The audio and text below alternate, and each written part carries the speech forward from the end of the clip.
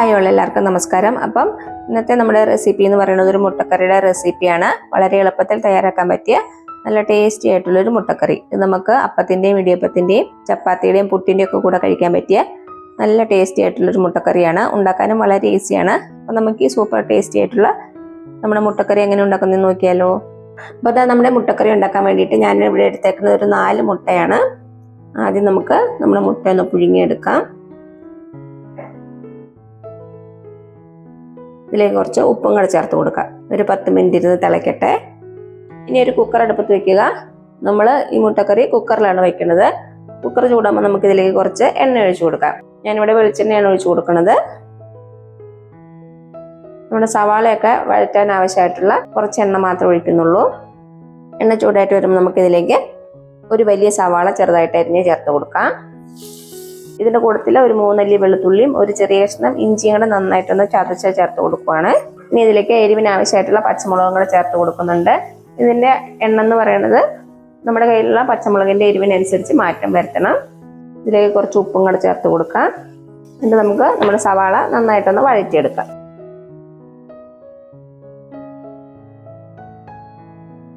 സവാള കളറൊന്നും ചേഞ്ച് ആകണ്ട, നന്നായിട്ടൊന്ന് വാടി വന്നാൽ മതി. അതാ നോക്കി നമ്മുടെ സവാളയൊക്കെ നന്നായിട്ടൊന്ന് വഴന്നു വന്നിട്ടുണ്ട്. അത്യാവശ്യത്തിന് നന്നായിട്ടൊന്ന് വാടി വന്നിട്ടുണ്ട്. ഇത്രയും മതി. ഇനി തീ നന്നായിട്ട് കുറച്ച് വെക്കുക. നമുക്ക് ഇതിലേക്ക് കുറച്ച് പൊടികൾ ചേർത്ത് കൊടുക്കാം. ആദ്യം നമുക്കൊരു 1/4 ടീസ്പൂൺ മഞ്ഞൾപ്പൊടി ചേർത്ത് കൊടുക്കാം. പിന്നെ ചേർത്ത് കൊടുക്കുന്നത് 1 ടേബിൾ സ്പൂൺ മല്ലിപ്പൊടി. നമ്മളിതിൽ മുളക് പൊടി ചേർക്കണില്ല. അതിന് പകരമായിട്ട് നമ്മൾ പച്ചമുളകും കുരുമുളകുമാണ് ചേർത്ത് കൊടുക്കുന്നത്. ഇനി ഇതിലേക്ക് ഒരു 1/2 ടീസ്പൂൺ കുരുമുളക് പൊടി ചേർത്ത് കൊടുക്കാം. ഞാനിപ്പോൾ ഇവിടെ ഇത് വീട്ടിൽ പൊടിച്ചെടുത്ത കുരുമുളകാണ്. പിന്നെ ചേർത്ത് കൊടുക്കുന്നത് 1/2 ടീസ്പൂൺ ഗരം മസാലപ്പൊടി. ഇതെല്ലാം കൂടി ചേർത്തിട്ട് ഇതിൻ്റെ പച്ചമണം മാറുന്ന വരെ ഒന്ന് ഇളക്കി കൊടുക്കാം. തീ കുറച്ചാണ് വച്ചേക്കണത്. എണ്ണ കുറവെന്ന് തോന്നുവാണെങ്കിൽ കുറച്ചുകൂടി ഒഴിച്ചു കൊടുക്കുക.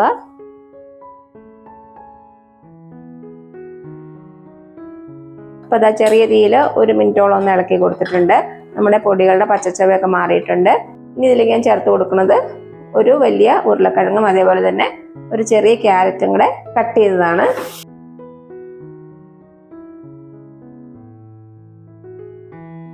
അപ്പോൾ അതാ നന്നായിട്ടൊന്ന് മിക്സ് ചെയ്ത് കൊടുത്തു. ഇനി ഇതിലേക്ക് നമുക്ക് ഇത് വേകാൻ ആവശ്യമായിട്ടുള്ള വെള്ളം ഒഴിച്ചു കൊടുക്കാം. ഞാനിവിടെ 1.5 കപ്പ് വെള്ളമാണ് ഒഴിച്ചു കൊടുക്കുന്നത്. നിങ്ങൾക്കിപ്പോൾ കൂടുതൽ ഗ്രേവി വേണമെങ്കിൽ ഒരു 2 കപ്പോളം വെള്ളം ഒഴിച്ചു കൊടുക്കാവുന്നതേ ഉള്ളൂ. നന്നായിട്ടൊന്ന് മിക്സ് ചെയ്തിട്ട് നമുക്കിത് അടച്ചു വെച്ചിട്ട് ഒരു മീഡിയം ഫ്ലെയിമിൽ ഒരു 2 വിസിൽ. അപ്പോഴേക്കും നമ്മുടെ ഉരുളക്കിഴങ്ങും ക്യാരറ്റും ഒക്കെ നന്നായിട്ടൊന്ന് വെന്തിട്ടുണ്ടാകും. കുറച്ച് ഉപ്പും കൂടെ ചേർത്ത് കൊടുക്കാം. പ്രഷർ പോയതിന് ശേഷം നമുക്ക് ഓപ്പൺ ചെയ്ത് നോക്കാം. ഇപ്പോൾ നമ്മുടെ കുക്കറിൽ നിന്ന് പ്രഷറൊക്കെ പോയി. നമുക്ക് നമ്മുടെ കുക്കർ തുറന്നു നോക്കാം.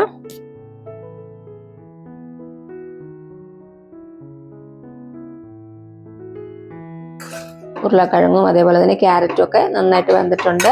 ഉരുളക്കിഴങ്ങ് ചെറുതായിട്ടൊന്ന് ഉടച്ചു കൊടുക്കാം. അപ്പോൾ നമ്മുടെ കറിക്ക് നല്ലൊരു കൊഴുപ്പ് കിട്ടും.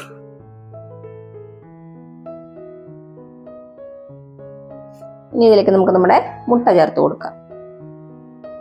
നിങ്ങൾക്ക് വേണമെങ്കിൽ വരഞ്ഞിട്ട് കൊടുക്കാവുന്നതേ ഉള്ളൂ. നന്നായിട്ടൊന്ന് മിക്സ് ചെയ്യുക. മുട്ടയും കൂടെ ചേർത്തിട്ട് ഇനി നന്നായിട്ടൊന്ന് തിളച്ചോട്ടെ. ഇപ്പോൾ ഒന്ന് ചെക്ക് ചെയ്ത് നോക്കുക. കുറവുണ്ടെങ്കിൽ ചേർത്ത് കൊടുക്കുക. അപ്പോൾ അതാ നമ്മുടെ മുട്ടക്കറി നന്നായിട്ടൊന്ന് തിളച്ച് വന്നിട്ടുണ്ട്. ഇത്രയും മതി. ഇനി അവസാനമായിട്ട് നമുക്ക് ഇതിലേക്ക് കുറച്ച് തേങ്ങാപ്പാൽ ഒഴിച്ചു കൊടുക്കാം. തേങ്ങാപ്പാലിൻ്റെ അളവ് നിങ്ങൾക്ക് എന്തോരം ഗ്രേവി വേണം അതിനനുസരിച്ച് ചേർത്ത് കൊടുക്കുക. ഞാനിവിടെ ഒരു 1/2 കപ്പ് കട്ടിയുള്ള തേങ്ങാപ്പാലാണ് ഒഴിച്ചു കൊടുക്കുന്നത്. തേങ്ങാപ്പാൽ ഒഴിക്കുമ്പോൾ തീ കുറച്ച് വെക്കുക. തേങ്ങാപ്പാൽ ഒഴിച്ചു കഴിഞ്ഞാൽ പിന്നെ തിളയ്ക്കേണ്ട ആവശ്യമില്ല. നന്നായിട്ടൊന്ന് ചൂടായിട്ട് വന്നാൽ മതി. നന്നായിട്ടൊന്ന് മിക്സ് ചെയ്ത് കൊടുത്തു.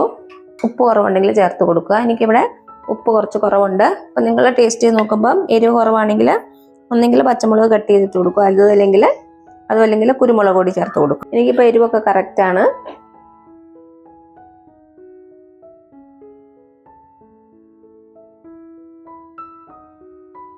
ഇപ്പോൾ തേങ്ങാപ്പാൽ ഒഴിച്ചിട്ട് നന്നായിട്ടൊന്ന് ചൂടായിട്ടുണ്ട്. ഞാൻ തീ ഓഫ് ചെയ്യണേ. ഇനി ഇതിലേക്ക് നമുക്ക് ചെറിയ ഉള്ളിയും അതേപോലെ തന്നെ വറ്റൽമുളകും കറിവേപ്പിലയും ഒന്ന് താളിച്ച് ചേർക്കണം. അതിന് വേണ്ടിയിട്ട് ഒരു പാത്രം അടുപ്പത്ത് വയ്ക്കാം. പാത്രം ചൂടാകുമ്പോൾ നമുക്ക് ഇതിലേക്ക് കുറച്ച് എണ്ണ ഒഴിച്ച് കൊടുക്കാം. എണ്ണ ചൂടായിട്ട് വന്നിട്ടുണ്ട്. ഇതിലേക്കൊരു 3-4 ചെറിയ ഉള്ളി ചെറുതായിട്ട് കട്ട് ചെയ്തിട്ട് കൊടുക്കാം. ചെറിയ ഉള്ളി നന്നായിട്ടൊന്ന് ഗോൾഡൻ കളർ ആകുന്ന വരെ മൂപ്പിച്ചെടുക്കാം. ചെറിയ ഉള്ളി നന്നായിട്ട് മൂത്ത് വന്നിട്ടുണ്ട്. ഇതിലേക്ക് 1-2 വറ്റൽമുളകും കൂടി ചേർത്ത് കൊടുക്കാം. പിന്നെ കുറച്ച് കറിവേപ്പില. ഇതിന് നമുക്ക് നമ്മുടെ മുട്ടക്കറിയിലേക്ക് ചേർത്ത് കൊടുക്കാം.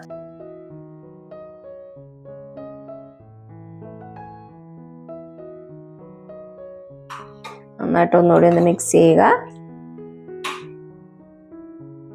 ഇതാ നന്നായിട്ടൊന്ന് മിക്സ് ചെയ്ത് കൊടുത്തു. അപ്പോൾ അതാ ഇത്രയേ ഉള്ളൂ നമ്മുടെ സൂപ്പർ ടേസ്റ്റി ആയിട്ടുള്ള മുട്ടക്കറി. നല്ല എളുപ്പമല്ല ഉണ്ടാക്കാൻ, അതേപോലെ തന്നെ നല്ല ടേസ്റ്റിയാണ്. അപ്പത്തിൻ്റെ, ഇടിയപ്പത്തിൻ്റെയും ചപ്പാത്തിയുടെയും പുട്ടിൻ്റെയും ഒക്കെ കൂടെ കഴിക്കാൻ പറ്റിയ നല്ലൊരു മുട്ടക്കറിയാണ്. എല്ലാവരും ട്രൈ ചെയ്ത് നോക്കുക. എന്നിട്ട് അഭിപ്രായങ്ങളൊന്നും അറിയിക്കാൻ മറക്കരുത്. അപ്പോൾ ഈ വീഡിയോ ഇഷ്ടമായാൽ ലൈക്ക് ചെയ്യാൻ മറക്കരുത്. അതേപോലെ തന്നെ സബ്സ്ക്രൈബ് ചെയ്യാനും നിങ്ങളുടെ ഫ്രണ്ട്സിനും റിലേറ്റീവ്സിനും ഒന്ന് ഷെയർ ചെയ്ത് കൊടുക്കാനും മറക്കരുത്. അപ്പോൾ ഇനി പുതിയ റെസിപ്പി ആയിട്ട് വരുന്നവരേക്കും thank you so much. By.